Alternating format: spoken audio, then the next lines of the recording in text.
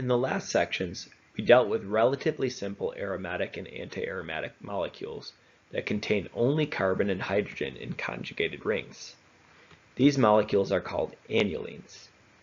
These give us an easy way to refer to similar molecules. We just give the number of carbons in the ring as a number in brackets, followed by the word annulene. If the number is a Hugel number, the annulene is aromatic. If it's an anti-Hugel number, it is anti-aromatic. That doesn't actually pan out exactly, at least not for anti-aromatic compounds.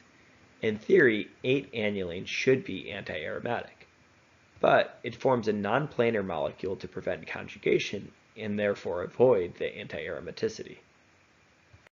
Like all rings, annulenes also have to deal with strain. 10-annulene is unstable in all cis form due to an excessive angle strain, and it's unstable in its mixed cis-trans form due to strain between the hydrogens that are pointed to the center. The larger aromatic annulenes are able to avoid any significant strain and follow the normal rules.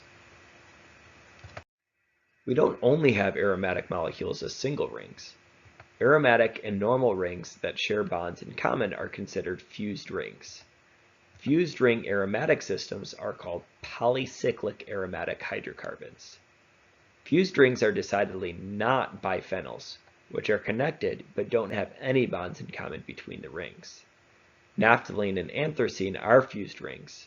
The whole molecule can be covered by a single molecular orbital, all in phase.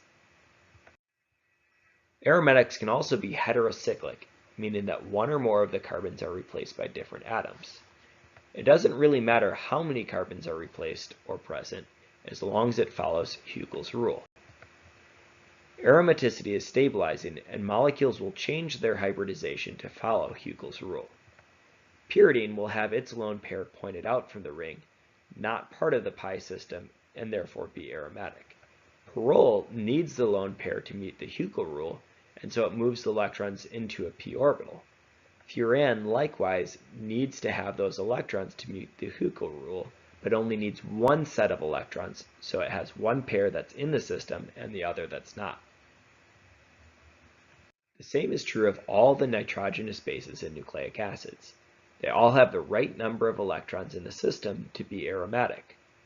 All the amine lone pairs that are shown are part of the pi system, but the nitrogens without lone pairs shown all leave their lone pairs out of the pi system. The aromatic base pairs are mostly flat, which means that in DNA they can stack on top of each other like plates. Each level has one larger aromatic base, a purine, and one smaller aromatic base, a pyrimidine. So the bases take up the same space in every layer, one flat section of the same overall size. Aromaticity can come from ions too. These ions can become far more stable than expected due to gained aromaticity in forming the ion. The examples on the right are the most common examples. Note that these all have the same number of electrons in the pi system as benzene, 6. Of course, if an ion can be made more stable by aromaticity, some ions are almost impossible to form because of anti-aromaticity.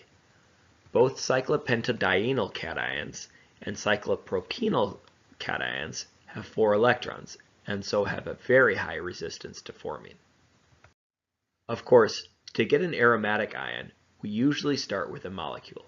For example, cyclopentadiene can lose an H+ to become aromatic, meaning cyclopentadiene is unusually acidic. On the other hand, if it loses a hydride, the cyclopentadiene becomes anti-aromatic. We don't normally think of losing hydrides in the first place, and this would be a particularly unlikely hydride donor. If we look at a different size ring instead, like cyclopropene, we could think of forming an anion by the loss of H+. However, for this ring, the molecule would become anti-aromatic instead of aromatic with the loss of a hydrogen. This hydrogen isn't even a little acidic. But if we lose a hydride instead, the resulting cation is aromatic. Cyclopropene is actually a decent hydride donor, which doesn't happen all that often. Think about it. Hydride is functioning as a leaving group here, which is pretty unlikely. This is functionally the same as what happens when NADH reacts to form NAD+. The 2 electrons are delivered with a hydride. Losing the hydride makes the molecule aromatic, which helps to balance the energetics of the redox reaction involving NADH. As a reminder, a molecule having multiple pi bonds is not necessarily an indicator of conjugation, and a molecule can have several separate conjugated pi systems. For example, the linear molecule on the left has 2 independent pi systems because of sp3 hybridized CH2. The cyclopentadiene, as shown, is conjugated, but is not aromatic because the entire ring is not conjugated. Pi systems will never include sp3 hybridized orbitals. This is also a good reminder about resonance structures.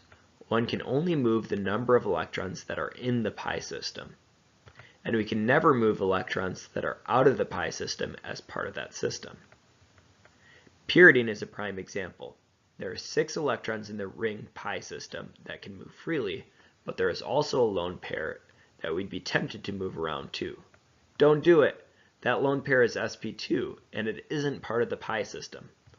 Likewise, triple bonds look like they have a lot to contribute, but remember, these 2 pi bonds of a triple bond system are orthogonal. They are necessarily in different pi systems and therefore can't contribute any more than 2 electrons. If we draw out the hydrogens in a molecule, this can easily be caught. If you try to move too many electrons, the octet on an atom will be exceeded. So as amazing as conjugated systems are, don't assume that every lone pair of pi electrons will be part of the same system. You're better than that.